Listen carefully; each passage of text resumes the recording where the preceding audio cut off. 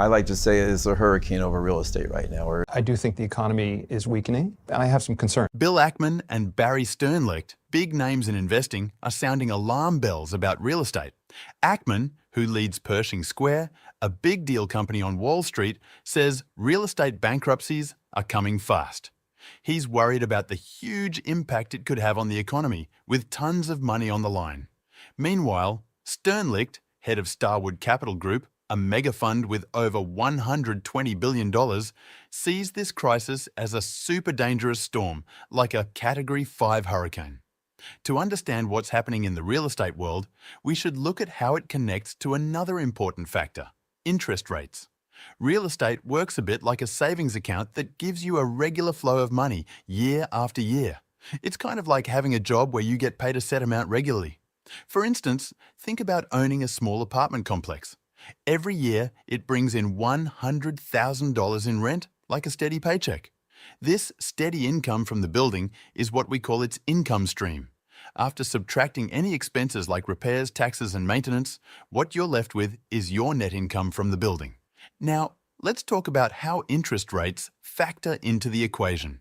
Suppose you have an opportunity to purchase another apartment building similar to yours, but this time you need to borrow money for it.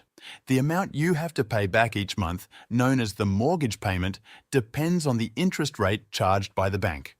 If interest rates increase, your monthly mortgage payment also goes up. This results in having less money remaining from your building's income stream, like when your salary shrinks. The reduced net income makes the building less appealing to buy. Typically, when something is less attractive, its price tends to decrease. This is why higher interest rates often lead to lower real estate values. So, when Sternlicht mentions a Category 5 hurricane, he's concerned that increasing interest rates could squeeze budgets for many real estate owners, potentially leading to price declines and a slowdown in the market. Let's take an example of a $100,000 per year apartment building. The rent increases by 5% annually, similar to getting a raise at work. After 5 years, we decide to sell it and make a nice profit. But what's its current value? This is where cap rates come into play.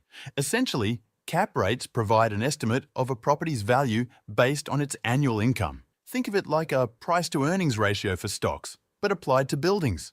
In our example, let's go with a 5% cap rate. First off, we grab the building's yearly income, which is $100,000. Now, instead of directly multiplying, we divide it by the cap rate. That's 5%. And we find the estimated value of $2 million. There is something important called inflation. It means money today is worth more than money tomorrow. So, to find out the real value now, we have to change it a little with a smart method called discounted cash flow. Imagine this. We're taking all the money we will get from the building in the future and making it the same as the money we have today. To do this, we use a percentage. Let's say 6%.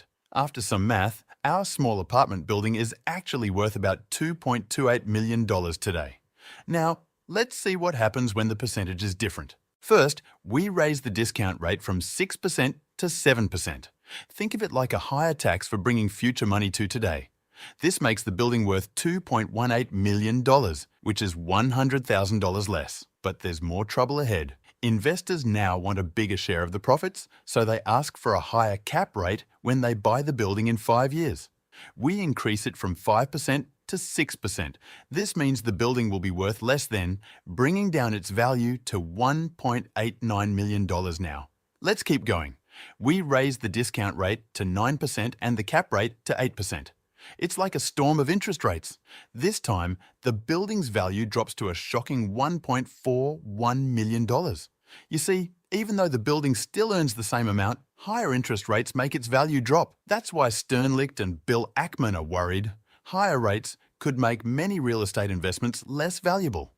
They think the good times in real estate, when you make good money, might not last, which could lead to a possible US recession. It's all about supply and demand.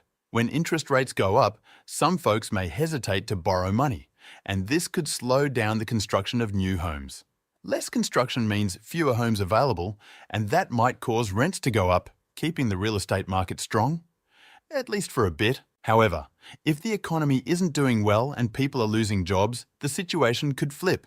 Suddenly, there might be too many homes and not enough people looking to rent them. This oversupply could drive rents down and bring down the value of real estate. A good real estate market happens when more people want homes than there are homes available. High demand, low supply. It's like a popular restaurant with a long line. Landlords can charge higher rent because everyone wants a place to stay. In recent years, the economy was doing really well. There were plenty of jobs and people had more money. The government even gave out extra money to folks. Because home prices went up so much, many folks couldn't afford to buy and had to rent instead. All this made rent prices go up, and it also made apartment buildings worth a lot more money. But things can change fast. When the economy slows down, people start losing their jobs and can't afford to live on their own. Some move in with family or roommates to save money. Others might even get kicked out of their apartments, which means less money coming in for the building. These things mean fewer people want apartments. So, you remember all those new apartment buildings everyone was excited about when things were good? Well, they're finally ready. They're coming to the market at the same time as people want them less. This extra amount of apartments is making prices go down a lot. Now, Sternlicht. He's very worried about two kinds of buildings, offices and shops. Let's talk about working from home. Sternlicht thinks it's a big change in the US, where many people are still staying at home instead of going back to the office. But that's not true everywhere. Take Germany, for example.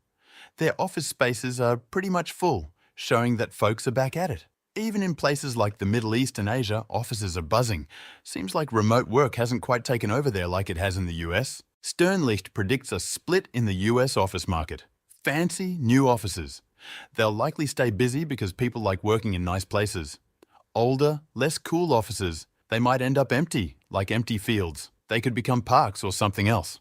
Some not-so-great buildings might be cheaper to knock down than to leave empty. It's sad, but it might mean more parks later. The big question everyone's asking, will houses become cheaper? Well, Sternlicht, a major player in the housing game, thinks it's a bit tricky. Why prices might hold? Interest rates have gone up, which makes borrowing money more expensive. That's made some homeowners think twice about selling and buying new places. When there aren't many houses up for grabs, prices tend to stay high. Lots of homeowners locked in low mortgage rates before the rates went up. They're not in a rush to sell while they're still benefiting from those low rates. Why prices might drop? If interest rates drop again, some homeowners might feel more inclined to sell, flooding the market with more houses. This surge in supply could push prices down. As the market stabilizes, construction companies might ramp up building new houses again. This influx of supply could drive prices even lower. This billionaire investor thinks the housing market will stay the same for a while, but eventually prices will go up. Want to buy a house? It's tough in the US because of two reasons. 1. Houses are crazy expensive. The average price went from $315,000 in 2018 to $416,000 in 2023. 2. Mortgage rates doubled to around 7%, making borrowing more costly. So, it's really hard for many Americans to afford homes, and worries about a housing bubble are growing. High interest rates might usually lower prices, but something different is happening. People with low-rate mortgages don't want to sell because they'd lose those low rates. So, there's not enough houses for sale, which keeps prices high. So, when the real estate market faces challenges, it's not just about a few people making money.